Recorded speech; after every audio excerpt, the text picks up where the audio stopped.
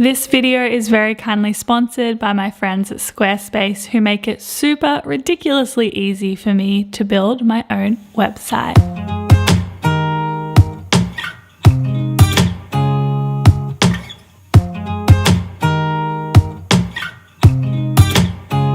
Hello my beautiful friends, and welcome back to another video. I hope you've been keeping very well. When I first went vegan, one of the biggest struggles that I had was finding meals that were not only quick and easy to make, but were also super delicious and were meals that I would have as staples throughout the week. I am almost 6 years into veganism now, and over the years I have definitely discovered meals that I really enjoy making super frequently. So in today's video, I'm going to be sharing with you 5 vegan meals I make and eat every week, and I hope it inspires you to be creative in the kitchen and find your own meals that you enjoy cooking regularly. The first meal we are making in today's video is a peanut butter based stir fry, and I have been loving this so much recently, as you may have noticed in my what I eat in a week videos. It has definitely become a staple for me. It is super delicious and hearty, but also packed full of veggies. So to make this stir fry, I am first of all starting by chopping up some spring onions. If you're not into spring onions and you prefer other onions, you can totally do that as well. I then also chopped up some garlic as finely as I could, and then I put these into a large frying pan with a little bit of olive oil. From there, I then decided to chop up some of my veggies. You want to chop up the veggies that are going to take longer to cook first. So I did my broccolini and my carrot to start. I put these into my frying pan, and then I tossed them together and fried them up for a little while. Again, you can use different veggies in this stir fry if you would like to. This is personally just what I enjoy. And yellow capsicum is one of those things that I very much so enjoy. So I sliced this up, as well as some green beans, and then I also sliced up some pak choy. These veggies will take less long to cook, therefore I set them to the side whilst I made my peanut butter sauce for the stir fry. So I started with some crunchy peanut butter, followed by some soy sauce, as well as maple syrup. Then I also put in some lemon juice. With these ingredients, you can sub them as well. I also added some salt and water, and I mixed this together well. From there, I then added in the veggies that are going to take less time to cook to the other veggies that are already cooking very well. I stirred this together well, and then it was time to cook the noodles. These are some udon noodles that I get from the supermarket here in Australia. I highly recommend them. They are great, and they don't like fall apart or anything when you're tossing them in the pan. So I cooked those up, I rinsed them, I drained them, I put them in with the veggies, and then from there I of course added in the peanut butter sauce. So when I was talking about substituting earlier, if you don't have maple syrup but you have coconut sugar or rice malt, you could add that instead if you would like to. Same goes with the peanut butter if you want to do almond butter or something instead. So then it is time to serve, and this serves 2, so I highly recommend making it for you and someone that you love. I sprinkled it with sesame seeds on top and enjoyed this very, very much so. It is an absolute favorite in our household. I genuinely cannot get enough of that peanut butter stir fry, and when I was cooking it for today's video, I literally sent Cara a photo because I knew she was going to be so excited that we had some at home. Not only is it one of my favorites, it's also one of her favorites, and I hope that you will love it as well. Okay, the second meal we are making in today's video is very, very basic, and it is avocado on toast. Look, there is no way that I could create a 5 vegan meals I eat every week video and not include avocado on toast. It's simple, I love it, it's delicious, it's filling. Okay, I'm pretty confident that we may have had a dramatic change of light happen in this video, but regardless, what I was trying to say is, I think I make a pretty decent avocado on toast, so I hope you like this recipe as much as I do. Okay, so for the avocado on toast, I of course started with an avocado to start, and then as well as that, I used some lemon. You could use lime instead if you would like. So I sliced the avocado up as best I could, put this into a bowl. I used a whole avocado for this, which makes a lot of this avo mix, just so we're on the same page. This is how I like it, but I know that's not how everyone likes it. I added some lemon juice as well as fresh dill and fresh coriander. Herbs are the secret to a really good avo smash. I also added in some spring onion. I started mashing this together, and then I realized I completely forgot to put the salt and pepper in. What was I thinking? So I added in salt and pepper, mashed this together until it was a really, really nice consistency, and then it was time for the fresh sourdough. Sourdough bread just hits different. I love it so very much. So I sliced 2 thick pieces, toasted it well, and then I topped it with my avocado smash. I also then served some extra lemon wedges with this because I love lemon so much. I sprinkled it with some sesame seeds, and then I also topped it with some more fresh dill. This is really good. I hope that you love it as much as I do. Avocado on toast truly is a staple for me, and I hope you enjoy making it at home. Before we get into recipe number 3, I want to say a big thank you to my friends at Squarespace for very kindly working with me on today's video. All of the recipes from today's video you're going to be able to find linked down below on my website, and I actually host and create my website with Squarespace. I genuinely love using it so very much because it's super user friendly, and all the blogging features are really good for someone like me who is uploading recipes. So if you are in the food blogging space and you're not using Squarespace, I highly recommend that you do. And as well as that, something that I really love and that I'm going to be able to look into when my ebook comes out in the future is the fact that there is also the option to sell products through Squarespace as well. I've actually done this through Squarespace at work before, and it was super easy to use. So yeah, genuinely recommend so very much for anyone who is maybe starting a business or starting a blog, or is just looking for a new space to create and design a website for their business or their project or anything that they may want to share with the world. So if you are interested in trying Squarespace, you can head to squarespace.com for a free trial, and when you are ready to launch,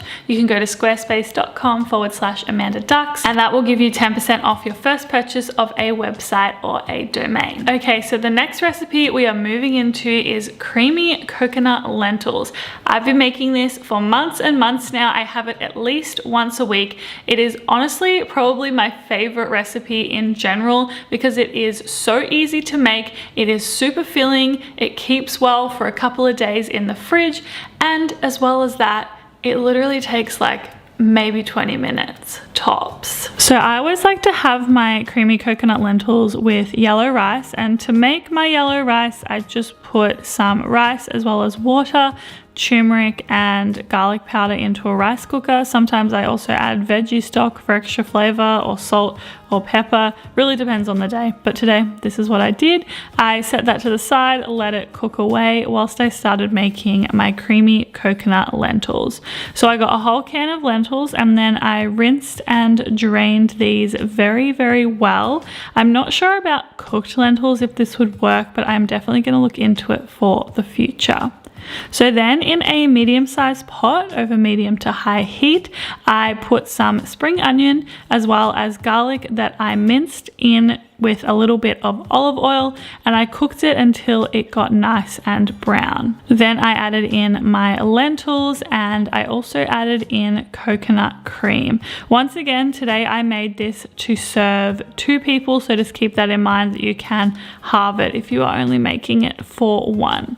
I then also added in some turmeric as well as garlic powder and cumin into this mixture. I also added in some pepper as well as some salt, and then I mixed this together, and I just kept mixing essentially until it got to the desired consistency that I wanted. When it came to serving, I first of all started with a bed of yellow rice, and then I put some of the creamy coconut lentils on top, and as always with my savory food, I added some coconut yogurt on top.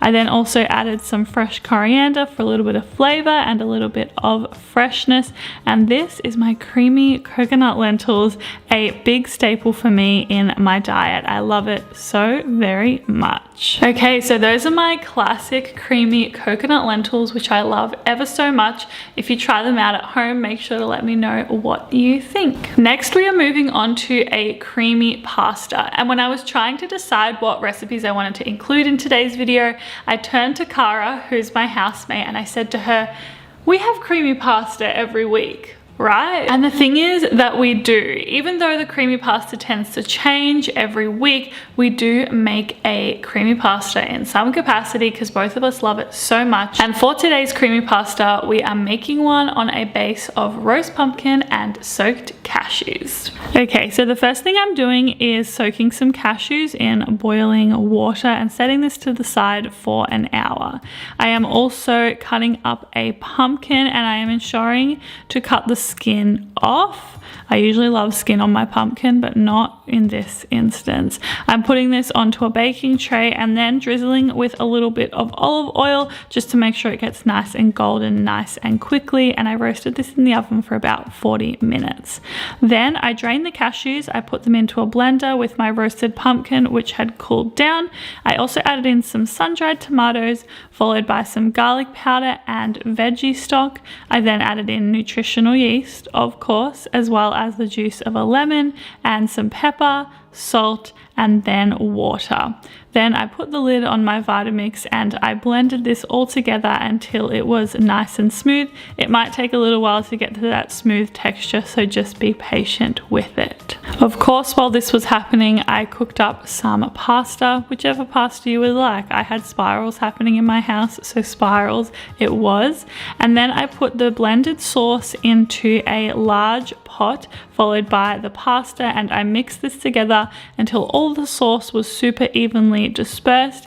As well, this makes about 3 to 4 serves, so this is something that you can prepare, put in the fridge, and then enjoy a few days in a row, whether that be lunch or dinner or breakfast, if that's your kind of thing. So I served this in a bowl. I topped it with some snow pea sprouts just to add a little bit of greenery, you know. It felt a little bit plain without it. And yeah, this is a really yummy creamy pasta. I hope you enjoy it as much as I enjoy making it. Here's the thing, creamy pasta is just always a good idea, and I hope you love that recipe as much as I do. It's really, really good. Okay, and our final recipe for today's video is a crispy chickpea salad. It's no secret, I love chickpeas so much. They are a big staple in my diet, and I especially love having them in a fresh salad with the chickpeas really, really crispy. I hope you enjoy this recipe. Okay, so I'm first of all starting by pouring a can of chickpeas into a strainer, and I am rinsing these and draining them before putting them into a bowl. Then I added in a little bit of olive oil, tossed this together so the olive oil coated everything nicely. Then I added in nutritional yeast, followed by some salt and some pepper. If you have almond meal on hand, I also highly recommend adding almond meal. It adds nice crispiness to them. So then I put these onto a baking tray and baked them in the oven for about 20 minutes. And whilst I was doing that, I made a dressing. This dressing, I started with some natural coconut yogurt. Then I also added in some lemon, as well as a little bit of olive oil, some salt, some pepper, some turmeric, and some garlic powder. Then I had no lid for this glass, which I realized shortly after. So I decided I would try and use a scrunchie with a lid that didn't fit as a way to like shake it all together, and it worked for the most part until I spilled it all over my top. Yeah. Anyway, the dressing came together really, really nicely. It was super, super delicious. And then to serve, I started with some greens. This is just some cos lettuce, and then I added some cucumber. Then I topped this with the dressing and I massaged it through so it was nice and evenly dispersed.